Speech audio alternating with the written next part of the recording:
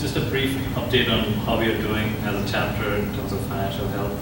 And I'm just going to summarize what's our 2015 financial summary and 2016 what's the current status, and maybe hopefully we meet some plans we have put together. Before that, I just want to say that firstly, thank you for your support, all the volunteers here in the Portland community for supporting 8 Portland, and so we have had many sources of funding through the years, and well, in 2015 and maybe even now, one of the main funding sources is through events. Like we had one musical event in 2015 called Our Open, and of course individual donations is a big contributor to us in raising funds, and also Intel and other corporations here support our volunteer hours by matching the donations, so that adds up to a good amount of funds to our chapter. And as I mentioned, like events is one main thing, volunteers help in organizing them and raising awareness amongst potential donors. That's the idea. So in 2015, so we have a soft balance or a soft account which started off with a balance of around 89,000. So again, our chapter has been there for more than 16 or 17 years, and we've had some sources where sometimes when we didn't have much projects to support, so our balance just went up, and that's where it started off. And then we had a year-end balance of $85,240. So I have a couple of tables here. I'll just quickly skim through each one of them. Basically, on the table on the left is the funds we raised in 2015, and on the right is the funds we've used. There are 2 main uses there, projects and events. Funds raised, mainly, one of the big events we had was Amarnath, and through tickets, sponsorship, silent auction, we raised almost $8,500. And we have a ADAS annual donation campaign called as One for India campaign. This happens at the end of the year, through which we raised around $3,800. Through our Intel volunteer matching program, which is basically matching our volunteer hours, we raised almost 7,200. This is 2015. Or rather, okay, the way it works is the 2014 volunteer hours ended up as a check in our account in 2015. And through United Way and, of course, individual donations, we got around $12,800. So eventually, at the end of the year, we were able to raise around $32,000. And we spent, or at least I should say, we used the funds towards, maybe I would say, 5 different projects, but one of them was funded twice. That was because, okay, it was supposed to have gone the previous year, it skipped over the Treasury financial year and came into this year. So that was a Transnance project which Sanjay spoke about. So we totally spent around $32,000 on projects. If you notice, there's a rough number, something which we don't consciously trying to do it, but it just happens that way. Around $5,000 to $6,000 is the average amount we spend on each project. And then our events, yeah, we spent a bit. So our outline was a fundraising event, so we got $8,500 of tickets and sponsorship. We had to put in some money towards the food expenses and the venue and all. So that was a big chunk. It was $4K. And then we had a couple of awareness drives. One was at the India Days in Portland downtown. And we set up a booth there. It was just the booth rental which costed us. And then we had a small meet and greet potluck event in December, at the end of the year. So totally, yeah, we spent or used up for $36,000, and that was like, okay, we short like $4K, but my balance made us go through a year. Yeah. So this doesn't include Eureka? No. Eureka, well, I think Balaji will talk about it. It goes, it's directed, so it goes into Eureka fund and from there it goes. So this is more a chapter. So chapter usually drives just other projects apart from Eureka. So we don't really, we don't, at least, could try to get it, but I think Balaji is a better picture of how the funds are raised for that. We have both. We have some chapters supporting Eureka as a chapter project also. And then we have people directly donating for the Eureka Fund separately, in which case then it will go straight for the, because that then a chapter doesn't have to. So typically, aid-wide, there are a few funds, whether it's disaster relief, like when the big calamity happens, or some, when a disaster happens, then there is like a disaster-specific fund that is not specific to a chapter, but is aid-wide and needs immediate response and so on. So that level of chapter level accounting and stuff doesn't make sense. And then also some big projects that are sponsored aid-wide, like Eureka and so on. Those are directed funds are set up for those, where you can contribute to the overall program. Even the Jeevan Sati program is like that. It's an aid-wide program. You can contribute directly to that. So as Balaji said, a chapter can choose to make an additional contribution towards that aid-wide fund, but the contributions coming from donors goes directly into that common fund. It's also because once a directed fund is, donor says so and so project needs to be supported. Now if chapter starts to reallocate it, then then you have to worry about whether it has actually been allocated or not. So any directed donation generally goes into a direct project funds. Also, once Intel starts matching funds in July, that last row will almost be doubled, right? Expect Hopefully, something like that. yeah. Hopefully, if the donations remain that way, then yes, we hope to see that. If those donations are for Intel. Well, that's another thing, yeah.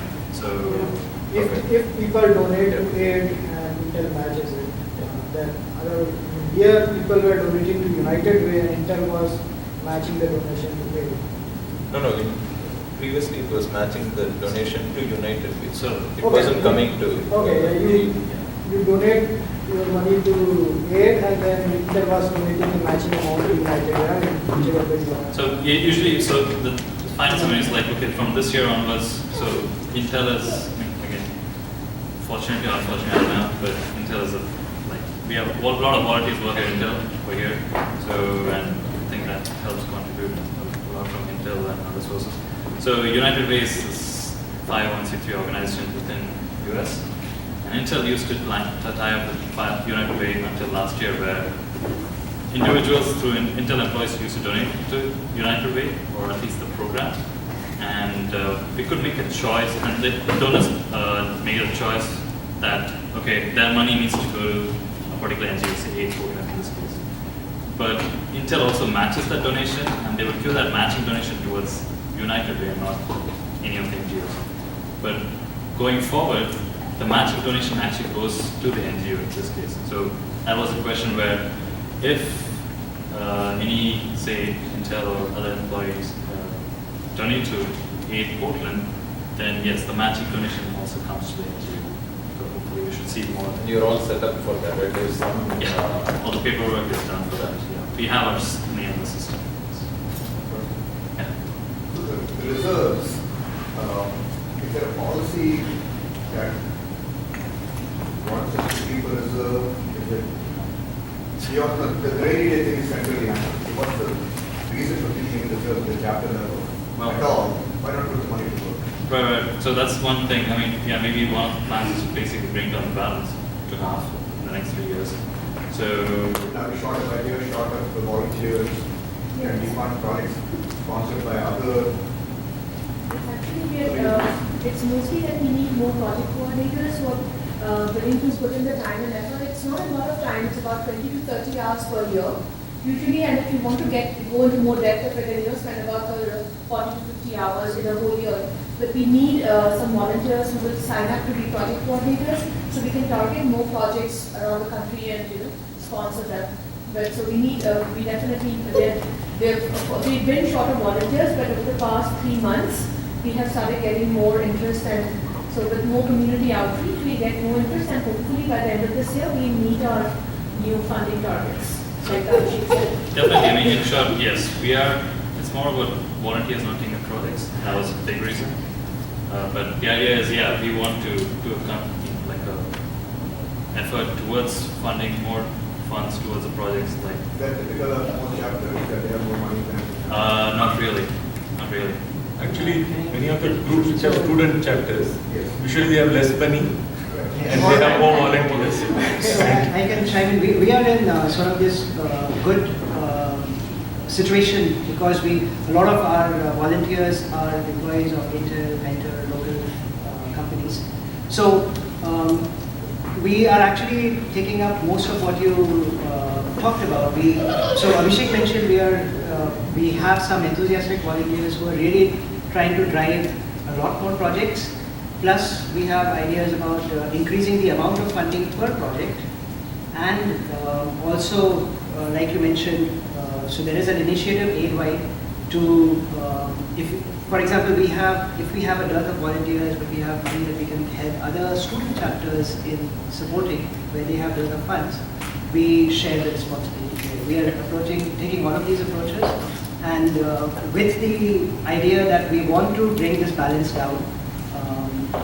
And so one soft target we have talked about is bringing it down to half by this time next year. But Is there a chapter in VG or Kodalis, for example, that would be a Sure. right, if there was, yes. So in this geographical area, we are the only, the nearest ones here are Seattle and the Bay Area. They are in fact larger chapters than us, but it's not geographically limited. We are in connection with other university chapters across the university. Key is to bring it down by expanding funding, not by reducing fundraising. Oh yeah, that's one thing. So I just want to highlight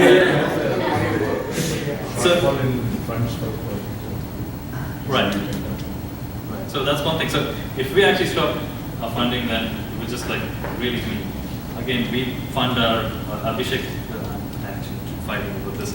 So I try to say, okay, at least till last year we used to fund not the entire project, but half the project, which doesn't make sense sometimes, and not seeing the success of the project. So if the project is actually being approved for the entire amount, like here, so this is the current status for the year, and so we funded 2 projects so far, and the Hinman Valley project, the community radio project, it's almost, we spent around $11,000. So compared to previous year where we spent 5-6 on average, we're spending more on this, which to see that it's actually complete projects being funded and see the success at the end of the year. So that's the idea behind it. Same thing for the Avinash school. I think we're going to have another renewal, right? But yeah. Yeah, even for Patna slum, last year we funded the whole amount, but years before that, 3-4 years, we used to only fund like 70-80% of the asked amount. So yeah, I have seen that. We are trying to spend more. We are trying to reduce the balance. Anyways, yeah. So yeah, any suggestions and opinions, welcome later. So you have to contact me. Emails. Thanks. Generally, my opinion is the balance is not the problem. We can increase the fundraising and the scale, then this balance will be a good balance. Like for example, if your average project spent per year is about 100,000 you're spending on projects, then having an 80,000 balance is good because next year you'll have some money to Right. The general aid goal or philosophy has been to have about a year's worth of funding in balance. Right? So if you find actually around 80,000, then having 80,000 balance is not bad. don't spend this and reduce the balance. Kind of, yeah, we're trying to see the balance, how it works over the next 3 years. If you raise 80 and 80, you'll have the right balance. So. So we have our targets of $70,000 this year, so we are on right track. So yeah, Kritika, we're going to talk about our events